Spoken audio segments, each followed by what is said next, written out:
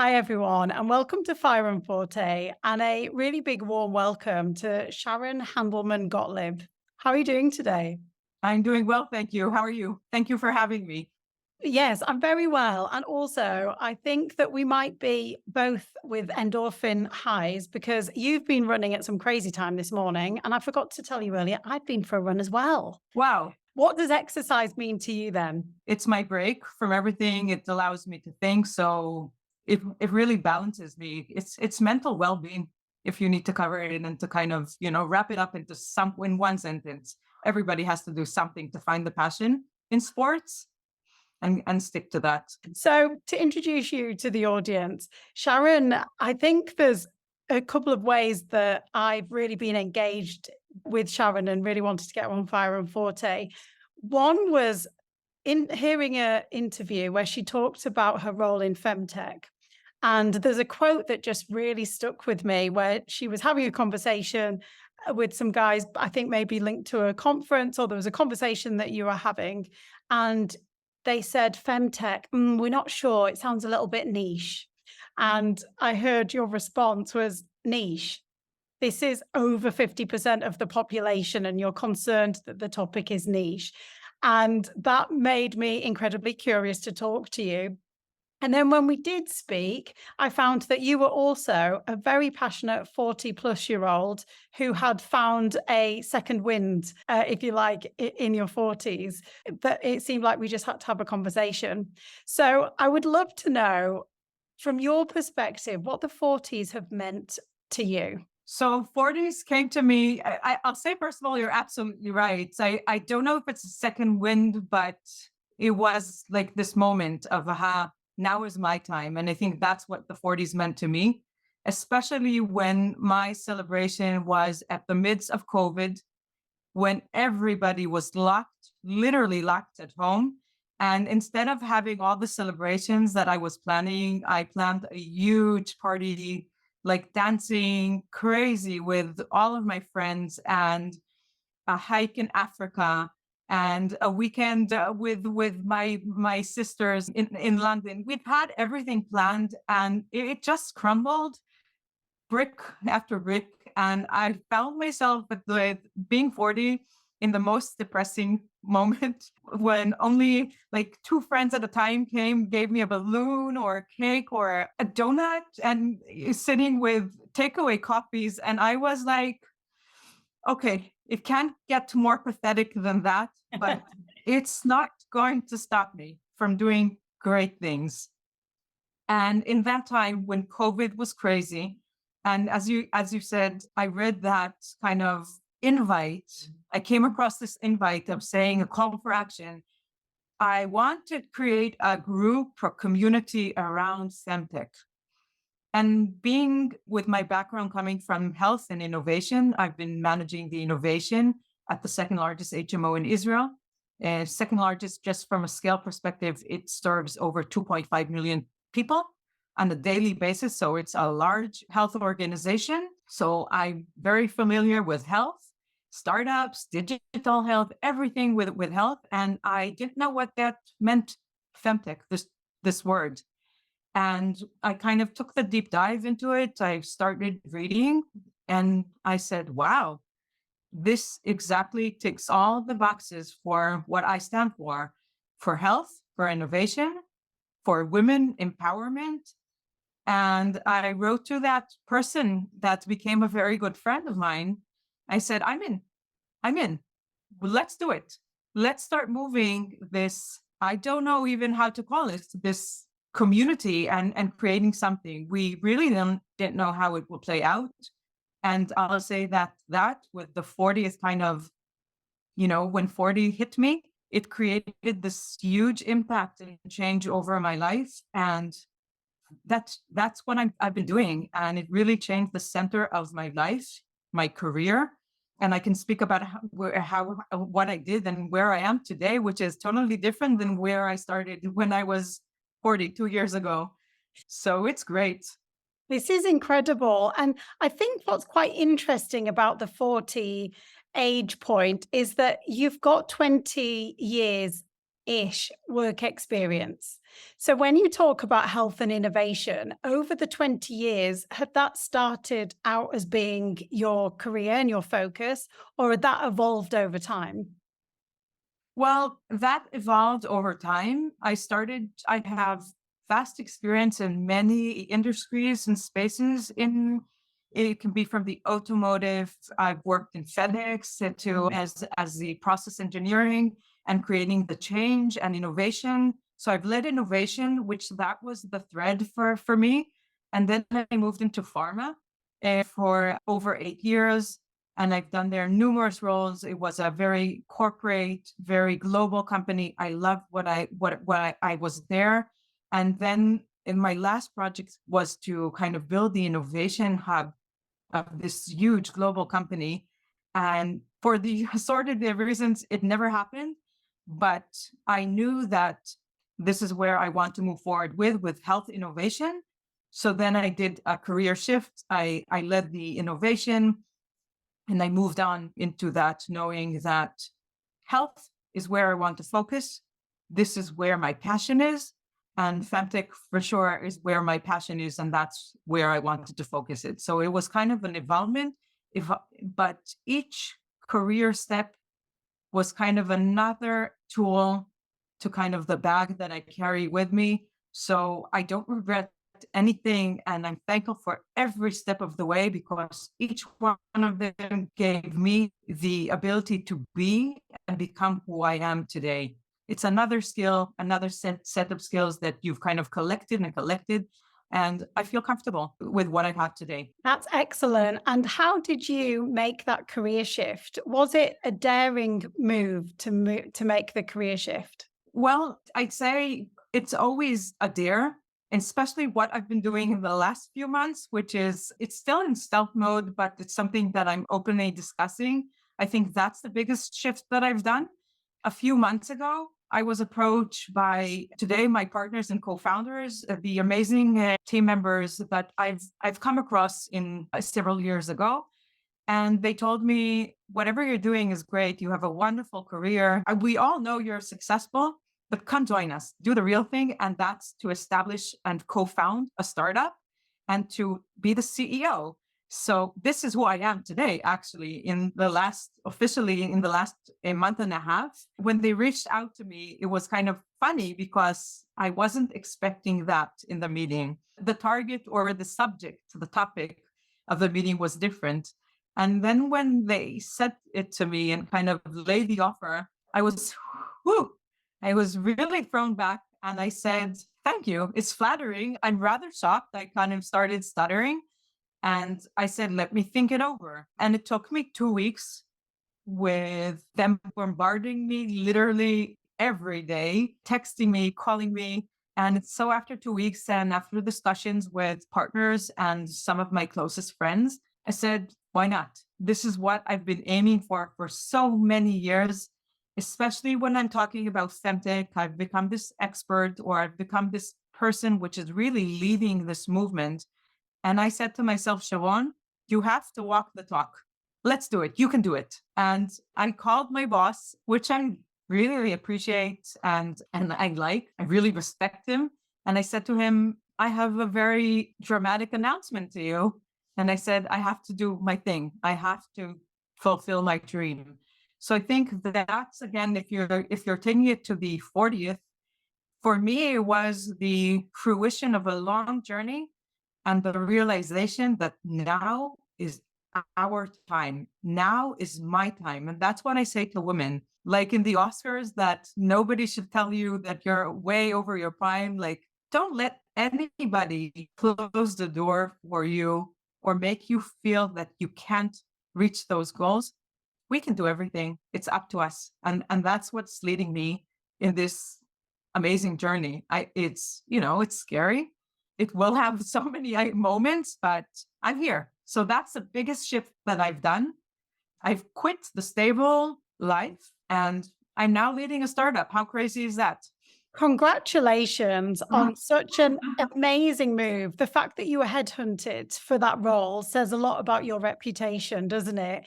And then actually the the guts to actually accept it. And also, you're glowing. You just get the sense that you're so excited with a role that comes with so much responsibility and probably a lot of pressure in terms of growth or, making this happen. So can you talk to us about the product that you're the CEO of and what your ambitions are? Or can you not talk Yes. about that, did you say? I can roughly say that it's, of course, FemTech, and it's focused on women's health, but from a data perspective and deep science involved in that. So we've done several clinical studies already, which makes me happy because for women's health and for FemTech, the biggest frustration is the lack of data and the lack of scientific based products and services that we can bring women around the globe. And for us, it's really what we aim to do is to change women's health with science and data and create algorithms which are personalized and can really save lives for the long term. So we're now focusing on pregnancy, maternity health, and postpartum health. So it's that's kind of these two critical years in a woman's life, but that's going to expand.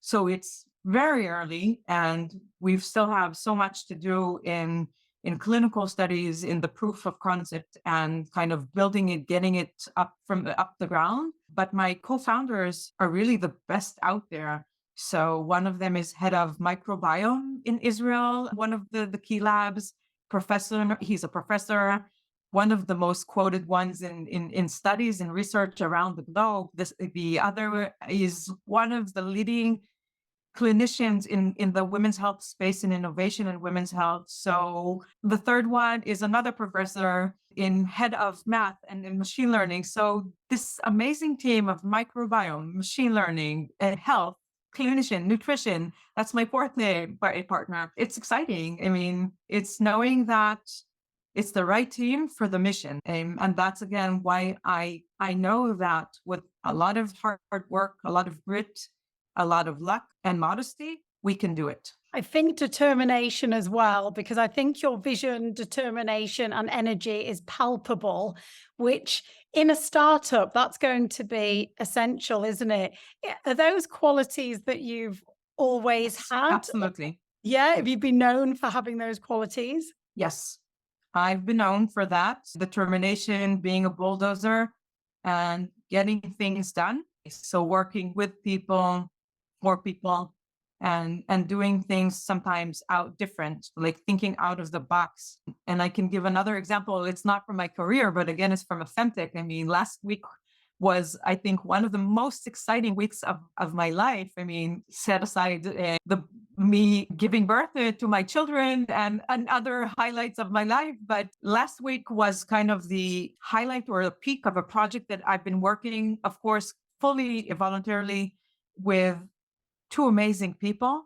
And again, it brings you into these kind of things that when you start it, it's this snowball that, just starts rolling, and one thing leads to another, and you never know where it ends. So a few months back, like summer, just before I was out to my family summer vacation, I get a strange messenger text from the leading producer in Israel.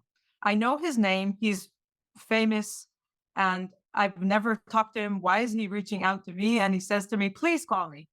And I'm like, whoa, that's interesting. I knew he's into social impact. I knew that he has a project around eating disorders, and he's leading women's health, women's rights, and stuff like that. So I said, it must be in the space of maybe needing kind of maybe reference to startups in the field. I said, whatever, I'm calling because I'm happy to help.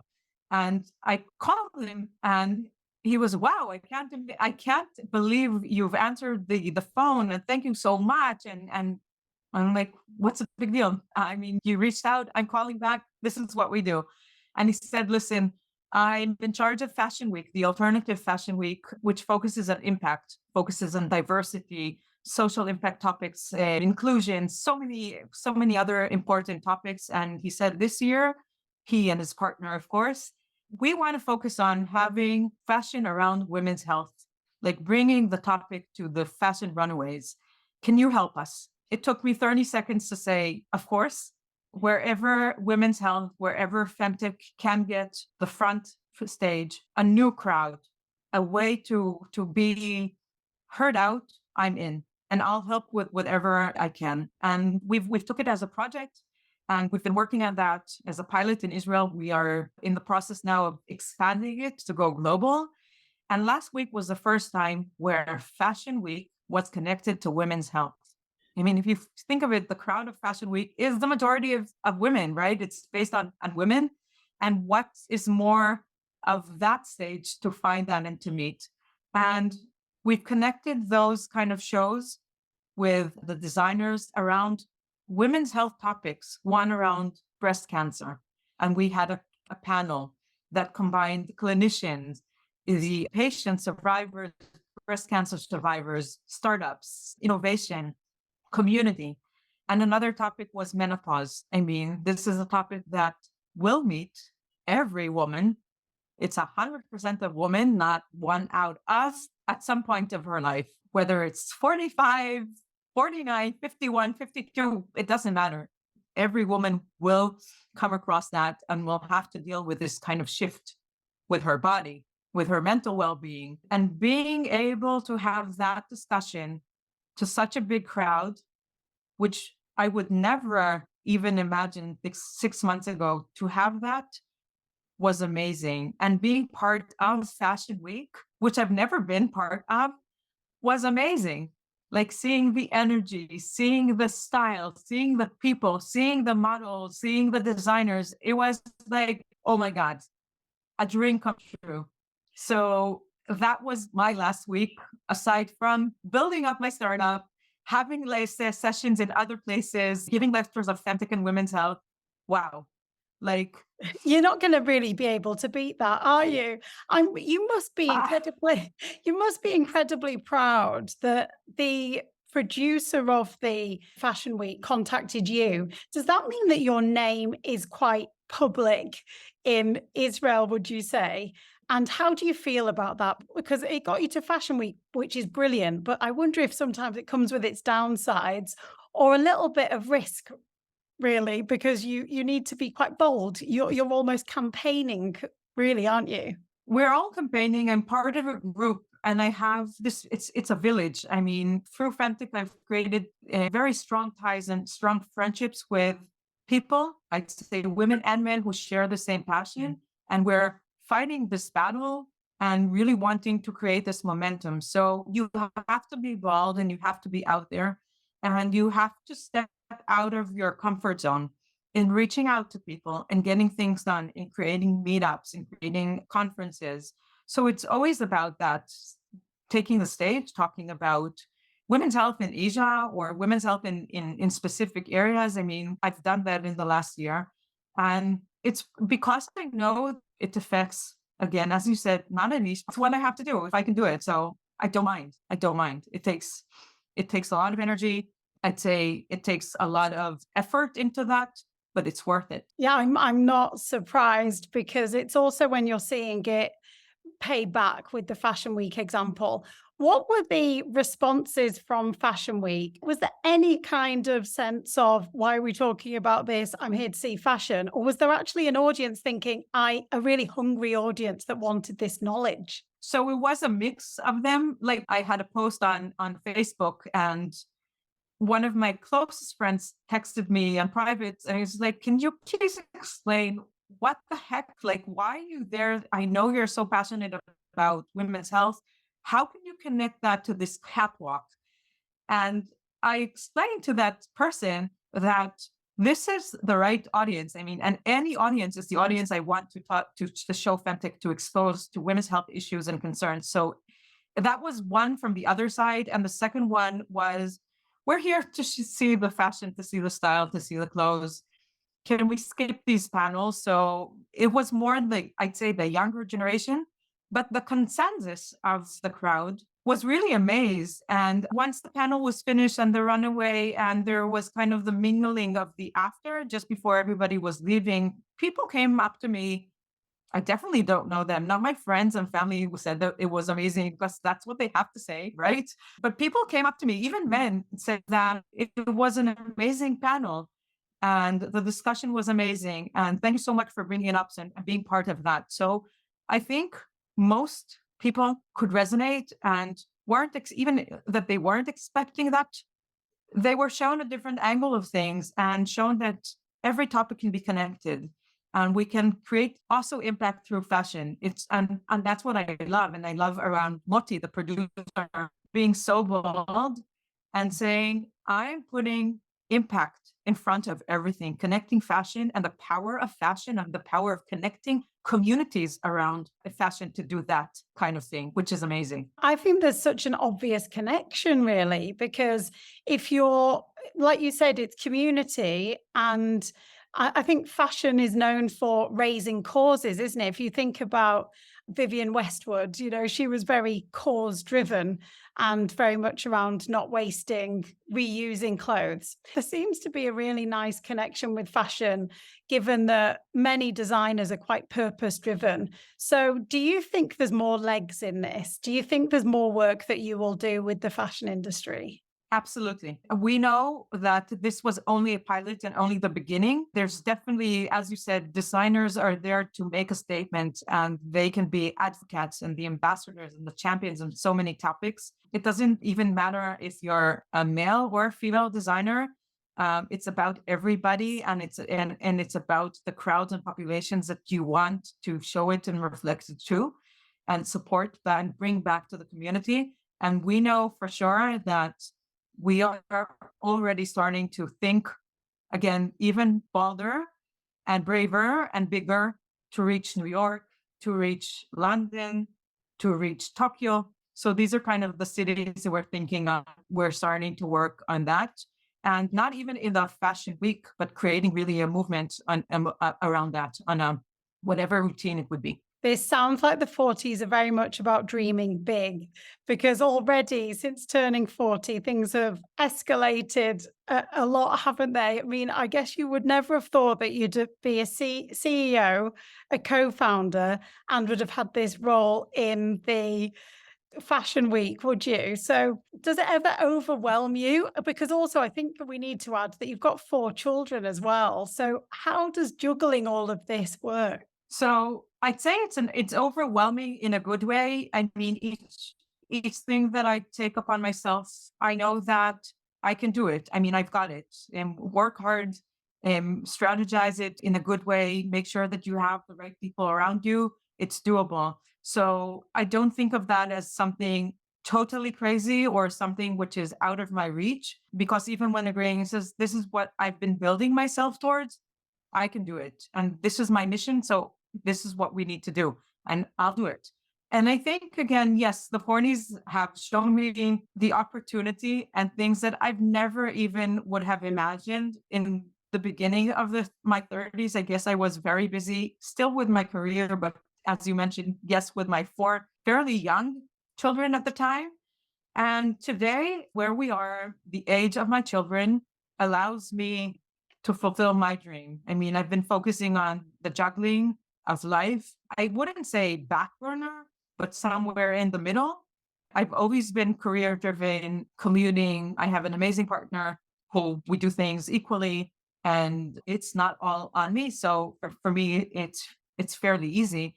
But we've reached the time that my children are independent. They're all heavily involved in professional sports, each one in a different kind of area, and they're busy with their lives. So it gave me more the space to focus on career. So again, that's the blessing of reaching 40 and being able to do that.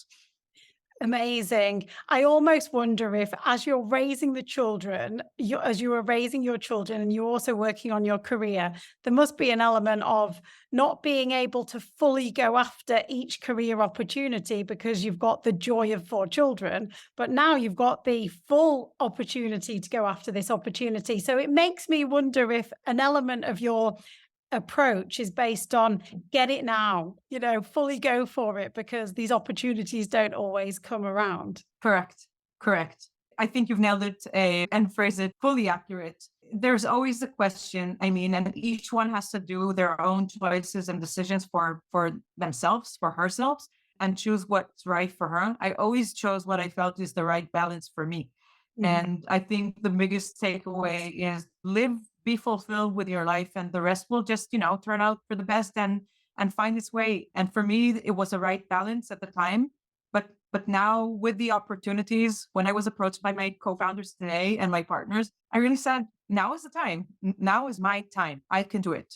Let's do it. And that's how we started rolling, because I felt everything is prime for now. Wonderful. I can't wait to see this journey because of the energy and the true sense that you feel ready for it as well.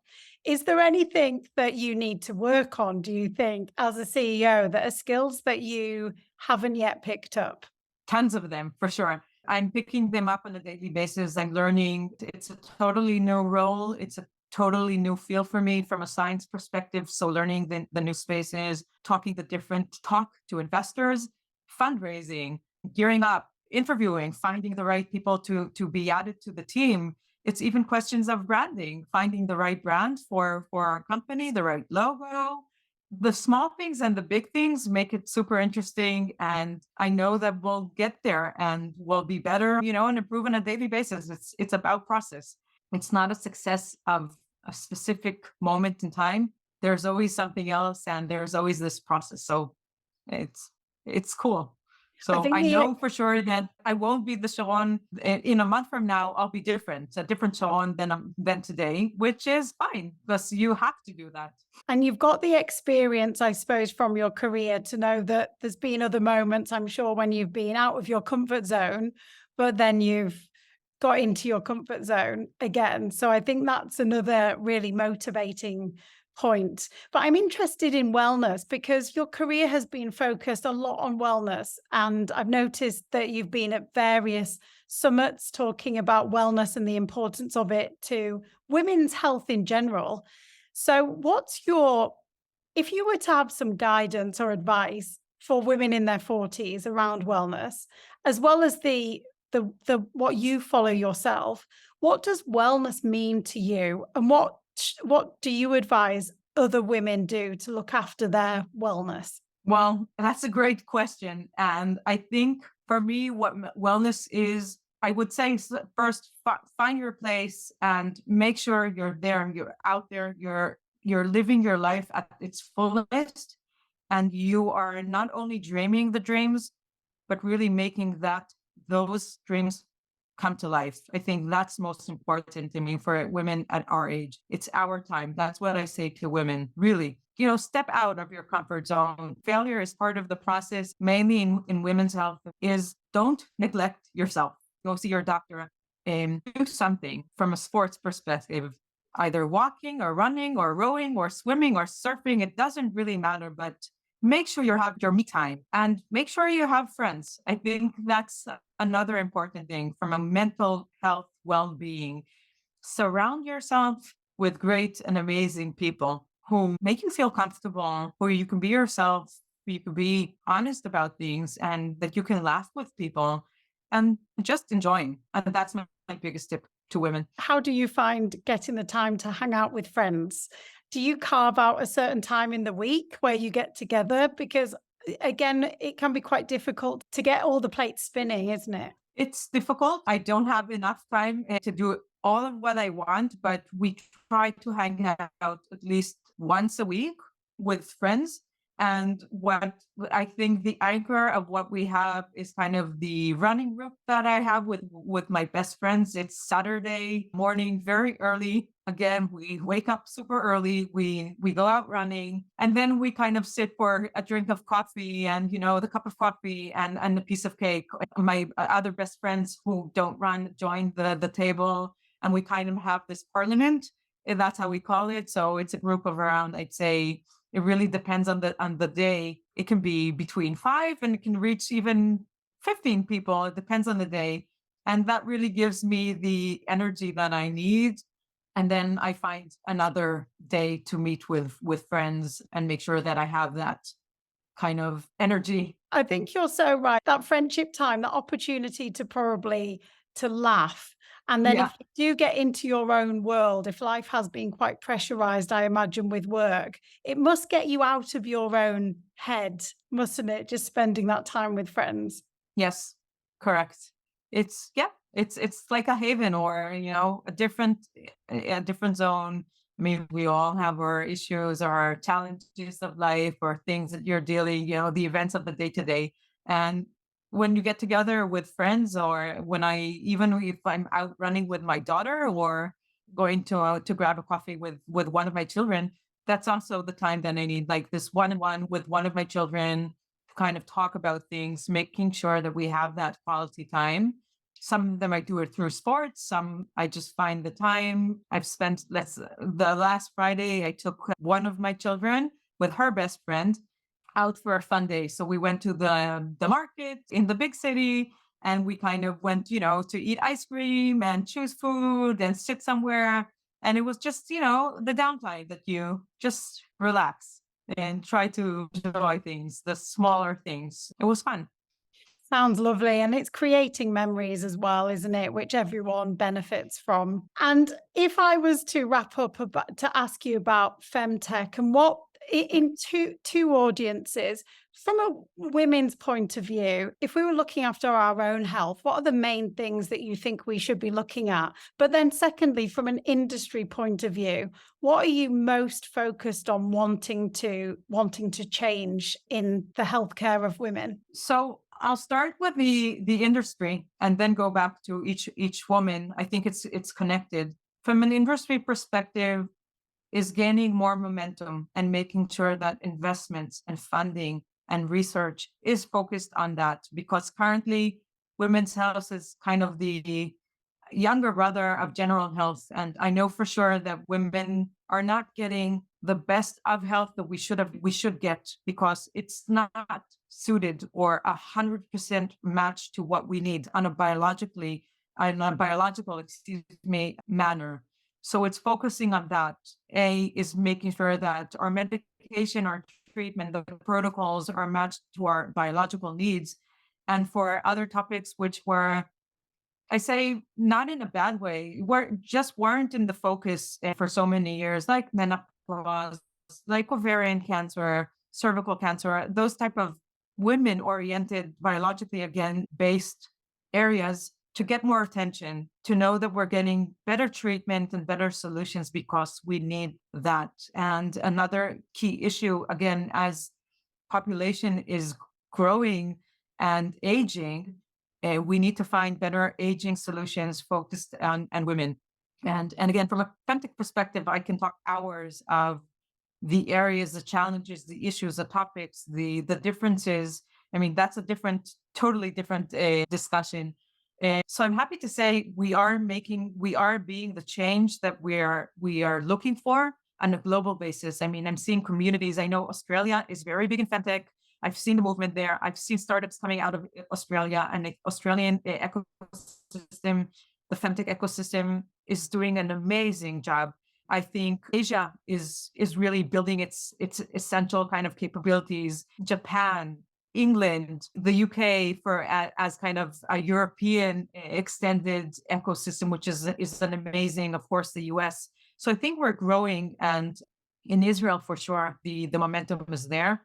It's just getting everybody together, professors, academia, hospitals, health, people. And from ourselves, I mean, from a woman perspective, from an individual perspective, is making sure, I think, the taboo, to break down the walls of, we're not going to talk about that. Oh, menopause or something that's going to happen, or even, diseases. No, you're suffering from you're suffering, speak up. Don't let people say it's all in your head, like endometriosis, which 10% of women have, but have been neglected for such a long time and being considered to deal with mental issues. Like, I can't see anything, so you're just making it up. No, if a woman says she's in pain, she's in pain. Like, trust her, she knows. And I think that's the first step. Speak up, be aware, read more, demand more. And the second thing is take care of yourself in all the elements, physical and mental. I think that's very important, especially for women in their 40s, just to live a better and healthier life. That's kind of my takeaway. That's such a good point, and I can't help but think that as a mother of 4, not only have you got a busy job, but you kind of have this responsibility of children as well, don't you? So I think that not only is looking after your health and being vocal about it and breaking down a taboo, it's actually so vital when people are relying on you.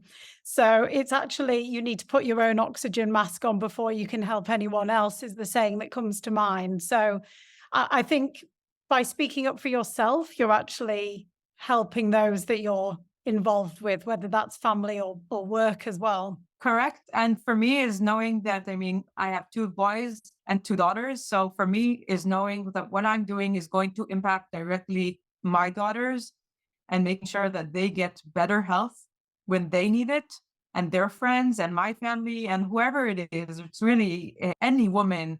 If it's opening doors, it's creating more affordable, more accessible health for women, which we lack around the world more than men. That's what really drives and motivates me, is knowing that we can do something so much bigger for our sisterhood, wherever it is and wherever it's based.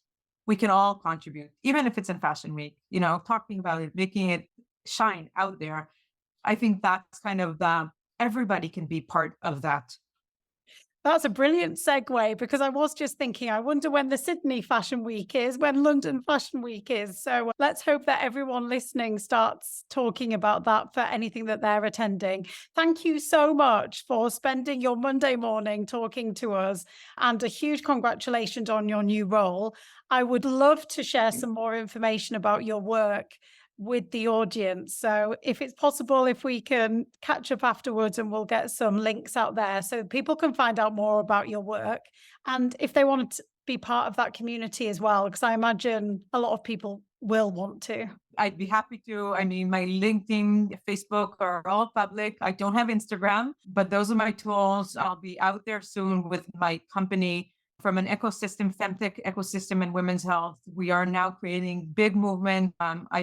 We are continuing our kind of work together with Moti from the Fashion Week, Moti and Yael, to create a community which connects agenda and impact with fashion. So that's something that we are going to grow and move forward with. So whoever, and if you need a Fashion Week in Sydney, we will be there. So happy to start building the network and making that happen for sure. I've never been to Australia and I think it's time. So here, now I have an excuse. Okay, good. And I just need to find the right person to talk to. And hopefully that means that you can have a very fashionable but belated 40th birthday, because I do feel for you not getting that. So maybe this was all meant to happen. Thank you so much for your time. And I hope it's Thank you. good week for you. Thank you. And thank you so much for spending the time, for reaching out, to making your initiative is amazing. And I think the way that you've chose to kind of celebrate your 40th with empowering women and encouraging them to kind of realize that there are different ways, that creating this energy and understanding that 40 is just the beginning of something so much bigger and so much, funner even. I love it. And I love your energy. So whatever I can help you, just let me know. Thank you. What a force to be reckoned with will be. Thank Yeah. you so much. Take care. You're welcome. Bye-bye.